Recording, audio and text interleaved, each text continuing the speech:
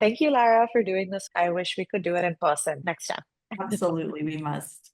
To give everyone a background, Lara is the creator of Lusomé, which we want to know everything about.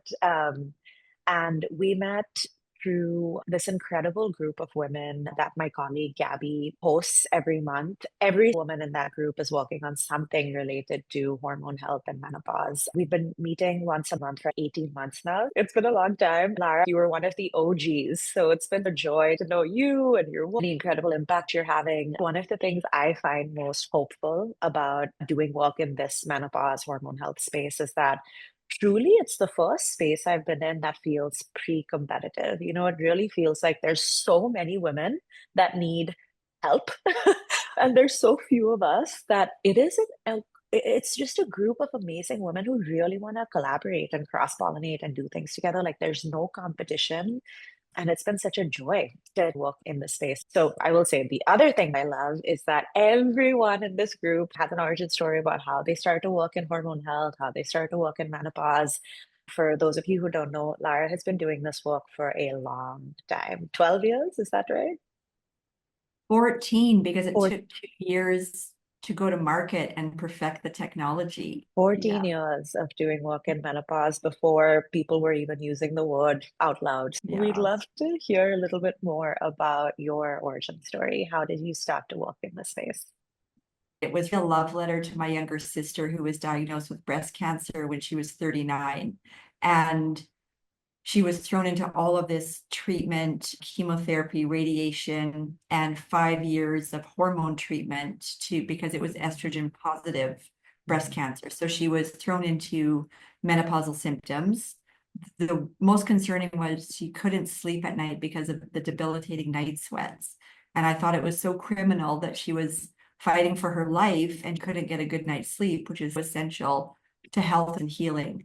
So I said, well, I'm going to find her some pajamas that will solve this.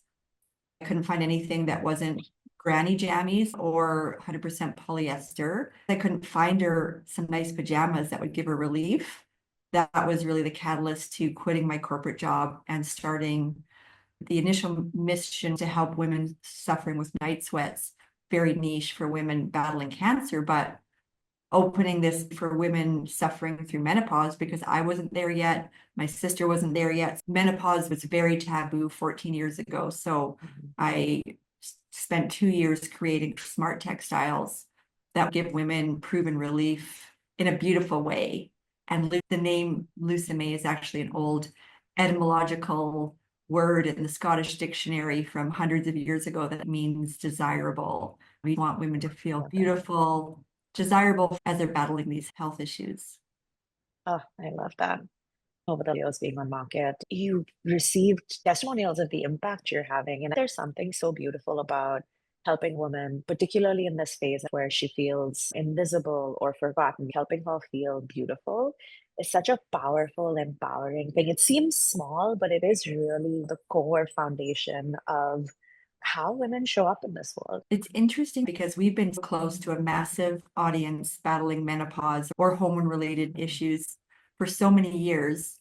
It's frustrating that other brands they bought essentially have lied to them about performance. So there's been this hopeless feeling. I'm about to go to sleep. It's going to be another bad night. I have nothing to give relief. On one hand, we've given women hope because they can get a good night's sleep. The psychological insights of women entering perimenopause and my worth as a woman Mhm. wrapped up in how my body performs to be able to have children, how the body changes, the symptoms we have, our worth as women in society. We've seen women in our community. We also have a community attached to Lusomé called the Sweaty Pillow, a place for women to vent and discuss. It's a beautiful thing when you can help women feel heard. One of our sayings is, we hear you, we see you, we are you, because our business is made up of women between early 40s and mid 50s. I'm curious to learn more about your journey working in menopause when no one was listening or seeing you 14 Yeah. years ago. How has your kind of arc of resilience changed, shifted? How has your journey been in this space? Goodness, it is. morphed in so many different ways and taken on different pathways, all in our mission that has been guiding us, which is we wake up in service of women. And with that purpose-driven mission, it allows you to prioritize the key kind of company strategic initiatives.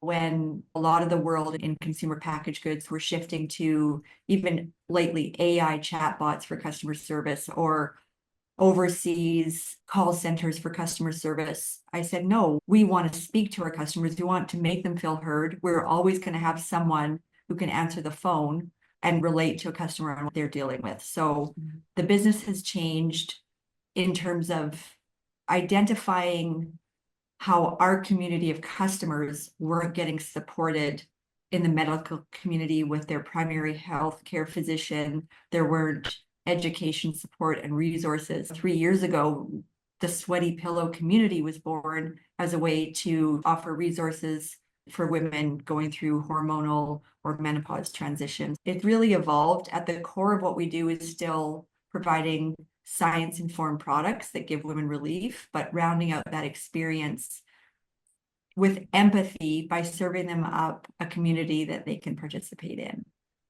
I love that. And how, as someone early in my founder journey, I'm 5 years in. How is your kind of relationship to the business, to resilience? Like, it's such an interesting path that we've chosen for ourselves because I feel like as the business grows, like you grow alongside it, and sometimes the paths diverge, sometimes the paths converge. So I'm curious how your journey as a founder has changed over the last decade. I joke I'm the old lady in the office, but being even still not young, I learned so much.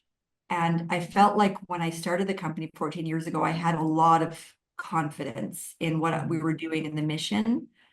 But going through years and years, even to the point of speaking to investors, always raising money or for growth, and speaking to investors who want to help me change my mind or change direction, or you're spending too much on R&D, you're putting too much quality. What if you got cheaper? Are you sure you want to chase menopause? Why not a younger person, a younger audience?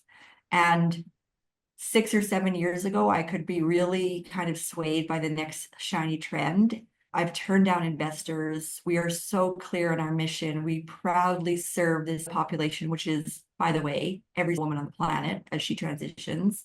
There's a lot of reinforced confidence and seeing the patterns in the business and just getting smarter so that I'm okay to say no, or I'm okay to say that doesn't make sense. Thank you for your opinion, but buzz off. We're going to continue to do it the way that our mission drives us. I love it. That gives me something to aspire to. I'm not quite there yet. I'll have to send you a link to this video if you haven't seen it yet. When we launched, our product was helping women in perimenopause and postmenopause. It was data driven. We went back into our subscriber base, had direct interviews. I was on the phone for hours to understand who they were, why they were buying the product, why they were coming back. We did this campaign called Own Your Pause. The idea was similar to what you were sharing. How do you think about this time as a liberation, a celebration, a becoming of who you are? Your body isn't allowing you to ignore it anymore. You have to pay attention. As women, we're hesitant to put our own needs first. Like it's some deep unwiring, rewiring that we have to do in our brains. Twisted, convoluted way. Perimenopause, postmenopause actually offers the opportunity to step into the space of reclamation and becoming and confidence. The ability to say no is such a powerful thing as a woman, as a leader. No is a complete sentence. We don't have to justify. It's like, thanks for the invite, but no, thank you. Soundbite right there. No is a complete sentence. Lara, tell us more about your work at the intersection of desirability and beauty, helping a woman feel beautiful while also having a high performing product. I'd love for you to talk about your clinical because the results of that just came out and it is fascinating. Right. Oh gosh. I think it goes back to a deep understanding of the woman we serve, her psychological insights, what drives her, what makes her feel good. And there's, several pillars, sleep being one of them, of course, fitness, diet being another, but I think part of the things that happen, it's very public through perimenopause, postmenopause, is this weight gain. And Mhm, in a post childbearing figure plus menopause, there's just this, the stuff that happens around our middle, and there's no excuse for it other than hormone changes. And mhm, because we involve our consumer in our product design process, so we have these consumer advisory boards, if you will, these panels of women that we send prototype samples to, and they've helped shape the design of our sleepwear. So, how things fit and flatter around the waistband, or where a camisole or a t-shirt falls. It's very important. As much as it's a technical fabric that eradicates night sweats, it better make me feel and look good. No one's interested in throwing on some sack that may or may not perform. You want to treat yourself, self-care as part of your sleep ritual. Put on a beautiful pair of pajamas that looks elegant and it is timeless and makes you feel desirable when you look in the mirror. It's like, I'm rocking it today. mhm. So listening to the consumer, hearing what matters, making sure we're designing our products specifically for them and make them feel lovely is as important. I found I didn't really subscribe to this early in the development of the company and the designs, but it's as equally as important as the performance of the Mhm. technology. They go hand in hand, I think. I love that. And tell us more about the performance and the clinical. I call myself now the watchdog in the industry of pajamas and sheets in the cooling world, Mhm. bamboo, and the claims that are being made to consumers and these billion-dollar businesses that say it will do all these things, and then in fact it doesn't. So, part of our process is always when we're doing new R&D on a fabric, we buy everything that's currently out there. We put it through independent lab tests because Oh, wow.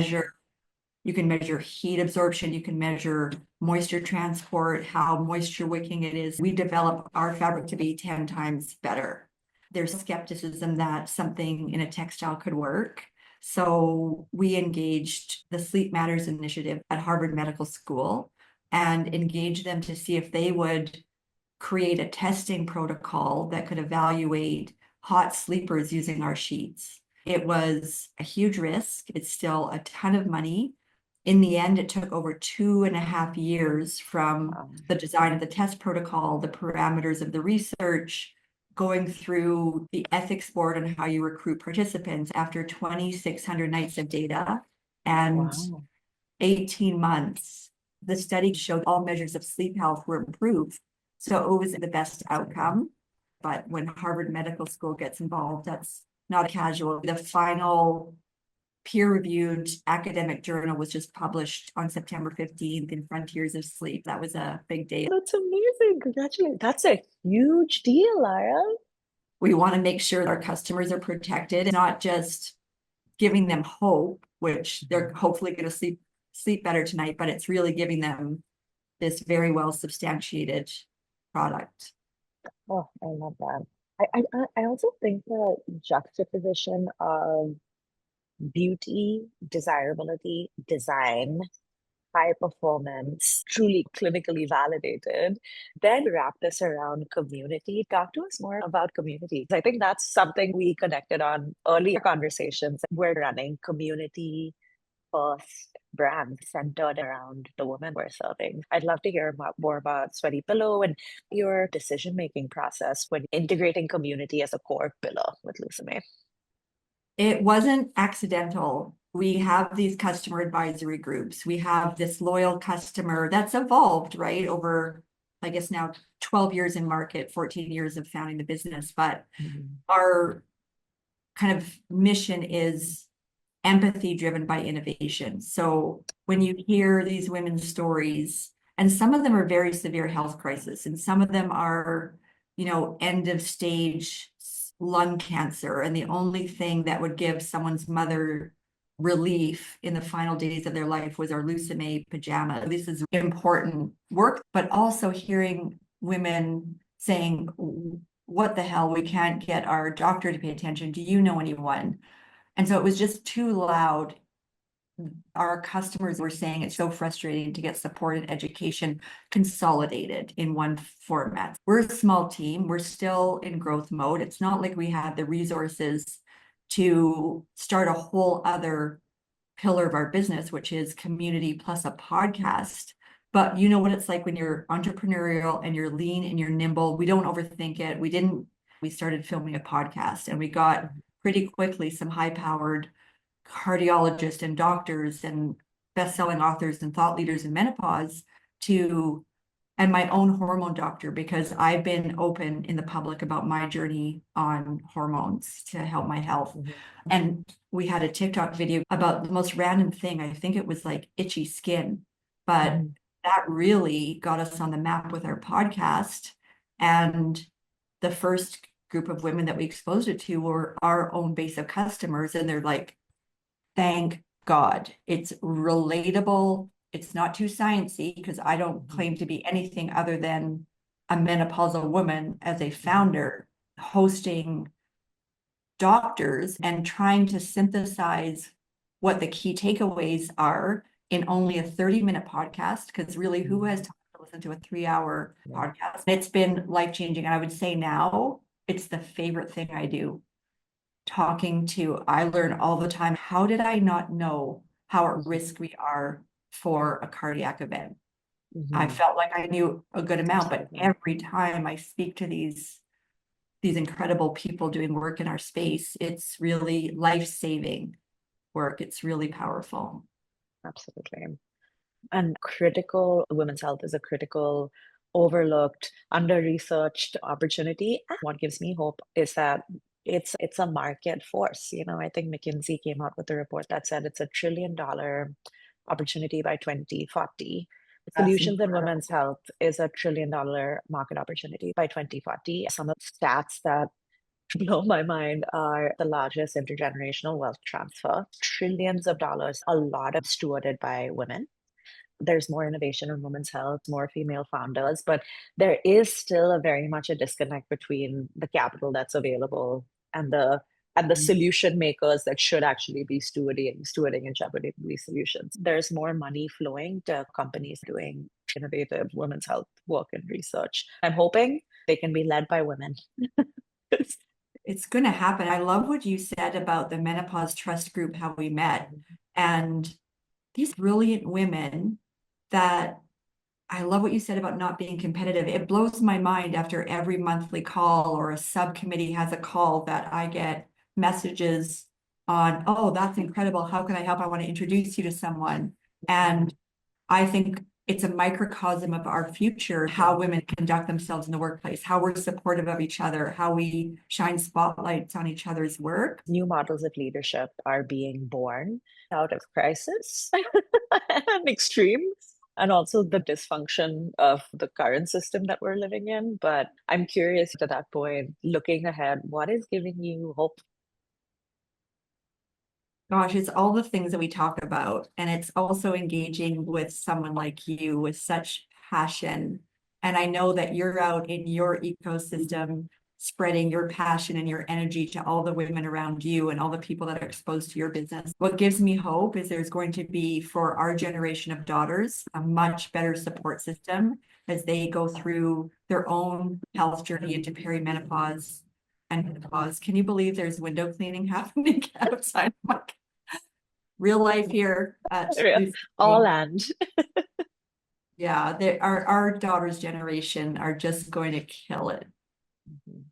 It's so true. It's so true. I mean, I have to say, I'm 35 and I've kind of battled my own hormone journeys with OS and just in and out of doctors' offices. And I feel so much more equipped to go into this phase. And I, to me, this group, women leaders who have gone through menopause, who are now kind of on the other side, postmenopausal, who are paying attention to their bodies, living embodied lives, really paying attention to what their gut is saying. They're able to say no. It gives me a lot of hope personally and professionally because I feel we're on the cusp of change. This is the group of leaders that is going to lead us into a future that feels brighter. Your generation is so dialed in. the next wave of CEOs and entrepreneurs behind me, which is your generation, it's going to be very different, these conversations with how you get capital access, how you get health access in 5, 10, 15, 20 years. It's really exciting. And we're building it together, which is pretty cool. Amen. Well, thank you so much. I feel like we could have talked for hours. Oh my God, you are really good at this. Oh, thank you. I haven't filmed a podcast as a guest in a while. It's killing me not to ask you a million questions. People call me like the journalist here. Yeah. I to know everything and tell me everything. And how did you do? So I was having to sit back and answer the question. You're a special woman, business owner. Oh, So I know you. thank you. That was so fun. I didn't even look at my questions once. We were in flow. You're really good at That was this. awesome. Thank you.